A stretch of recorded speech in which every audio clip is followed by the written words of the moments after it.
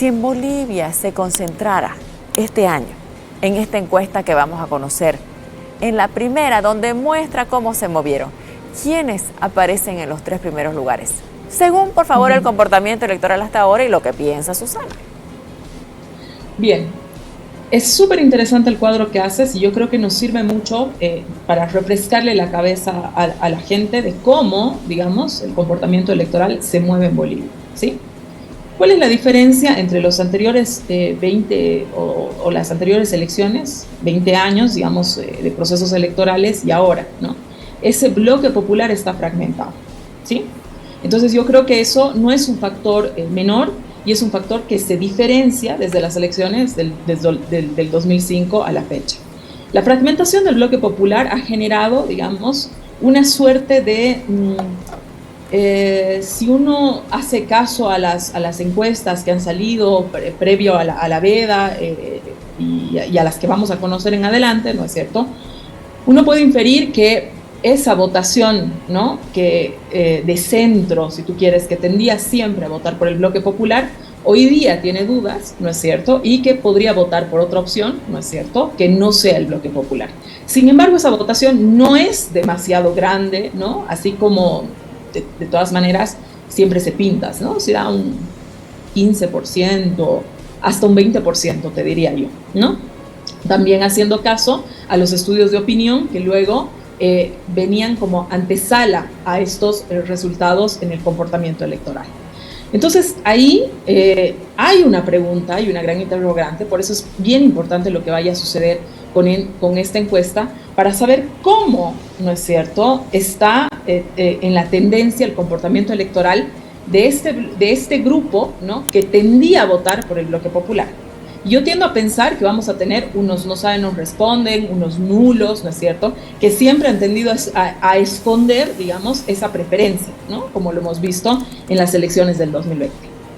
Dicho esto, ¿no?, yo creo que los 3 primeros van a ser, ¿no?, aquellos que concentren Andrónico Rodríguez, que ya no sabemos qué es lo que va a pasar con Andrónico Rodríguez. Pero va a estar medido, este domingo va a estar medido, entonces lo podemos considerar. Este domingo va a estar medido. No sabemos qué va a pasar con Andrónico Rodríguez, por eso ahí quiero ir, pero yo creo que Andrónico Rodríguez es el que va a concentrar mayor cantidad de intención de voto en el ¿Crees que va a estar primero este domingo? Yo creo que puede estar primero este domingo porque es el que va a concentrar la mayor cantidad de votos en el bloque popular. Sí, un bloque popular que sin embargo está fragmentado. Vamos a ver, ¿no? Vamos poniendo ahí, lugar. Ahí, primero ¿no? Andrónico, entonces, segundo... Tienes ese, que yo creo que va a ser Andrónico, más allá de lo que pase con la candidatura de Andrónico. Eso lo vamos a dejar aparte porque ha sido una duda, ¿no?, a lo largo de este periodo. Bien.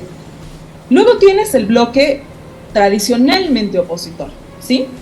Ese bloque tradicionalmente opositor ha desplegado y ha hecho unos despliegues de campaña hace mucho tiempo atrás. El bloque opositor está en campaña hace más o menos 3 meses atrás, con unas campañas tremendamente interesantes, ¿no es cierto? Que no solamente han presentado el candidato, que no solamente han presentado los planes de gobierno, que, digamos, han tenido estos enfrentamientos, que existe la unidad, que no existe la unidad, es decir, han dado la nota, ¿no? Es decir, hemos estado viendo cuáles eran los comportamientos de unas listas, digamos, que no han tenido los mismos problemas que estamos viendo en el bloque popular, ni nada de aquello, que ya estaban medianamente cerradas, ¿no es cierto? Y yo creo que ahí, ¿no?, esa tendencia... ¿Quién va a sobresalir en esa tendencia, querida Susana? Una gran variación, ¿no? La tendencia es Samuel Doria Medina, ¿no?, Tuto Quiroga, que concentran los primeros puestos en ese bloque. A ver, entonces sería, permítame, sería Andrónico, Samuel, Tuto, según lo que usted entiende. Andrónico, Samuel, Tuto, por ahí Tuto, Samuel medio empataditos, ¿no es cierto?, como venían. Habrá que ver cómo han desarrollado en este momento esas campañas, porque hay que ver, digamos, cómo esas campañas han ido funcionando, qué ha aportado, digamos, la presencia de los vicepresidentes. Ha sido un tema de campaña, por supuesto. Además, están en un despliegue muy grande para ver quiénes han sido sus primeros senadores, los primeros senadores y los primeros diputados departamentales. Y donde sí creo, Jimena, que van a haber sorpresas interesantes son cómo se están moviendo los datos regionales. que aunque tú tengas, digamos, una votación en los 3 primeros, sí me parece importante e interesante, porque estas elecciones yo creo que no son las mismas que las elecciones que hemos venido viendo y las que ustedes muy bien presentan, digamos, ahora mismo, ¿no? Estas elecciones tienen que Te ver con pregunto cuáles esto, son querida Susana, ¿crees que llegan más de 3 fuerzas a la Asamblea? Han estado llegando 3, nada más que 3. ¿Crees que esta vez llegan 4 o 5? Es que yo creo que sí. ¿Por qué? Y ahí es justamente donde quería ir. Habrán proyectos políticos que tienen un enfoque, digamos, más regional. Yo me imagino que Morena, ¿no es cierto?, por ahí, como alcance nacional, ¿no es cierto?, no va a ser una votación que uno diga, wow, ¿qué ha pasado con Morena? Pero uno no puede discutir que Morena sí va a tener una campaña importante en la ciudad del Alto, en el departamento, en general en el departamento de La Paz. Entonces ahí Morena, ¿no es cierto?, puede alcanzar, digamos, un diputado, 2 diputados, dependiendo cuáles sean, ¿no? Luego, otro personaje que me parece que está ahí, ¿no?, y que tiene que ver un poco, Jimena, con cuál está terminando siendo el eje de esta campaña, que es el tema económico. Tú sabes que los ejes de la campaña también siempre han sido importantes, y siempre ha sido importante quién representa ese eje de la campaña. Normalmente el Bloque Popular ha podido ser ese representante del eje de la campaña. Hoy el eje de la campaña me parece que termina siendo una discusión fundamentalmente económica, ¿no es cierto? Entonces hay personajes como Dun, que si bien no sabemos si va a lograr resolver sus problemas administrativos y qué sé yo, ¿no es cierto?, vienen y están en sintonía, ¿no?, con esto, ¿no?, que me parece que va a terminar siendo el eje de la campaña. Esa es otra cosa que vamos a descubrir en esta encuesta, ¿no? ¿Qué es lo que finalmente, ¿no?, se impone como eje de la campaña? ¿Se impone como eje de la campaña el tema económico, o se impone como eje de la campaña el tema de la renovación, Jimena, que era otra de las grandes discusiones del inicio, digamos, de esta campaña, que por supuesto es una campaña tremendamente larga, ¿no?, que decían, no, lo central en la renovación, que si el proyecto no tiene renovación, pues entonces no va a lograr alcanzar la votación. Te hago una pregunta, querida Susana, porque por si lo preguntó Unitel, ¿ya? ¿Cuál crees que la gente percibe?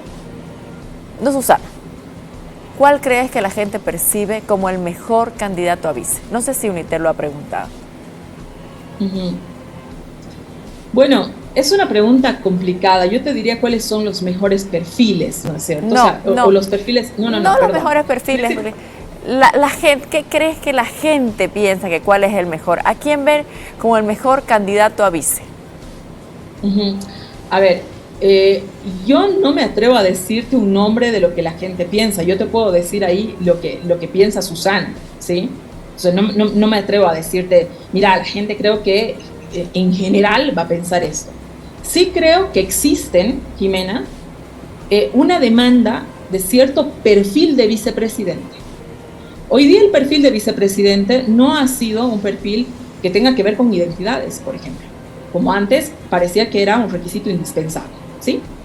Hoy día el perfil de vicepresidente en casi los binomios, digamos, más que apuntan, digamos, que sobresalen más, si tú quieres, tienen que ver con perfiles complementarios vinculados a temas económicos. Esos son los perfiles. Mariana Prado, por ejemplo, no es elegida por ser mujer, por ser joven, etcétera, ¿no es cierto? El perfil de Mariana Prado, y ayer lo decía en la entrevista en tu programa precisamente, es, ¿no?, un perfil técnico que tiene que ver con el tema económico. Lo decía ella mismo, ¿no?, que Andrónico había acudido a ella precisamente bajo esta retórica. Lo mismo, ¿no?, pasa con el señor Lupo. Lo mismo pasa con Velasco, el vicepresidente de Tuto Quiroga. Yo te diría, ¿no?, que entonces el perfil del vicepresidente ha sido más o menos, y eso nunca es una cuestión casual, eso tiene que haber venido de mediciones internas, ¿no?, de cómo es el perfil de lo que la gente quiere, y me parece, ¿no?, que las campañas han apuntado, ¿no?, a ese clivaje que tiene que ver con lo económico, agarrar perfiles de vicepresidentes que tienen que ver más con una con el proyecto de cómo soluciono la crisis, más que ver con identidades y qué sé yo. Gracias, querida Susana, se nos ha ido el tiempo, lamentablemente. Un poquito, Jimena. ¿Será esa, porque voy a dejar la interrogante, será esa una decisión correcta al momento de elegir una persona que no es que tiene que ser ministro de Economía, sino es la persona que tiene que lograr los pactos en la Asamblea? Esa es una gran interrogante que iremos respondiendo en el futuro y seguramente con total certeza con el nuevo gobierno.